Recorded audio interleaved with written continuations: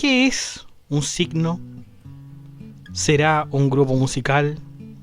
¿Será un signo del zodiaco? Bueno, nada de esto es lo que vamos a ver hoy, sino que vamos a ver el concepto de signo por los estoicos. Bienvenidos a Filosofía Apuntes, Apuntes de Filosofía, hoy domingo 6 de mayo de 2016. Bueno, el signo que vamos a ver hoy justamente es por los estoicos, ya que estos se dedicaron fuertemente al uso del lenguaje, sobre todo cuando su escuela alcanzó el apogeo. Ya desde tiempos inmemoriales, el signo fue planteado por primera vez por los estoicos y hasta el día de hoy su explicación tiene validez. Así que veamos qué significa el signo por los estoicos.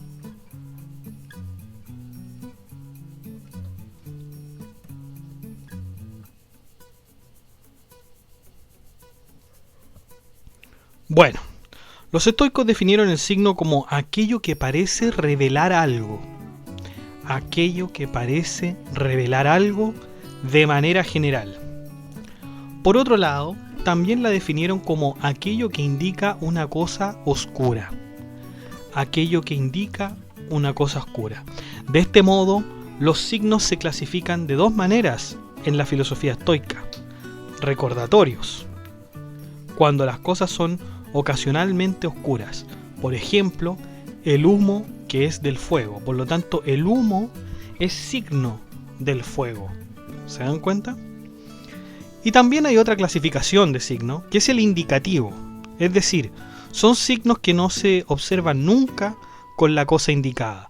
Por ejemplo, los movimientos del cuerpo son indicativos del alma. Es decir, me indica a mí que el movimiento, que si yo tengo algún movimiento, si alguna cosa tiene algún movimiento, quiere decir que esta cosa tiene un alma. ¿Y las cosas inanimadas tienen alma? Bueno, para los estoicos sí tenían alma. Recordemos, por ejemplo, los imanes. Los imanes se mueven y por lo tanto para los estoicos tendrían alma también los imanes. En un sentido más lógico, los estoicos también consideraron a los signos de la siguiente forma. Y aquí viene una definición. El signo es una proposición constituida por una relación válida y reveladora del consecuente. Esto nos da a entender que el signo es una cuestión puramente intelectual. Los únicos que no estuvieron de acuerdo con esta definición fueron los epicúreos, que decían que el signo era sensible porque puede llevar a la inducción. Claro, puede llevar a la inducción porque yo, por ejemplo, del humo puedo resolver que hay fuego, ¿no? No siempre quizás es así, pero puedo ver que hay fuego. Entonces, claro, lleva a una inducción. Lleva a una inducción. O también puede llevar a una deducción también, en ese sentido, ¿ya? Pero para los estoicos el signo era recordatorio y indicativo, ¿ya? ¿Por qué vemos el signo? ¿Qué importancia tiene esto del signo que hablaron los estoicos? Bueno, tiempo después, en el año 300 después de Cristo, San Agustín va a retomar el signo.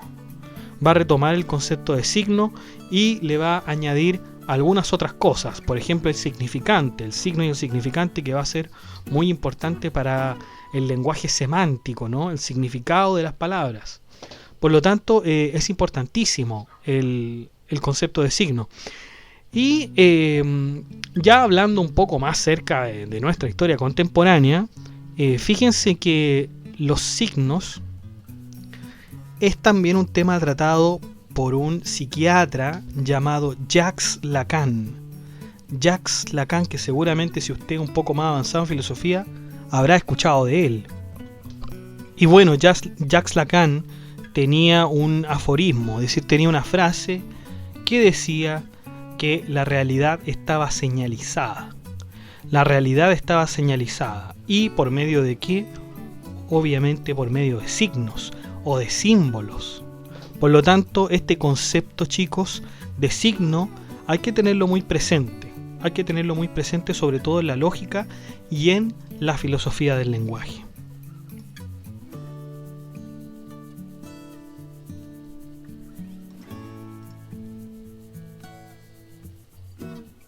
Bueno, chicos, y eso ha sido todo. Muchas gracias por comentar en el blog. Muchas gracias por comentar en este podcast. Den like, comenten, suscríbanse, accedan al blog que recuerden que está en la descripción. Los quiero mucho.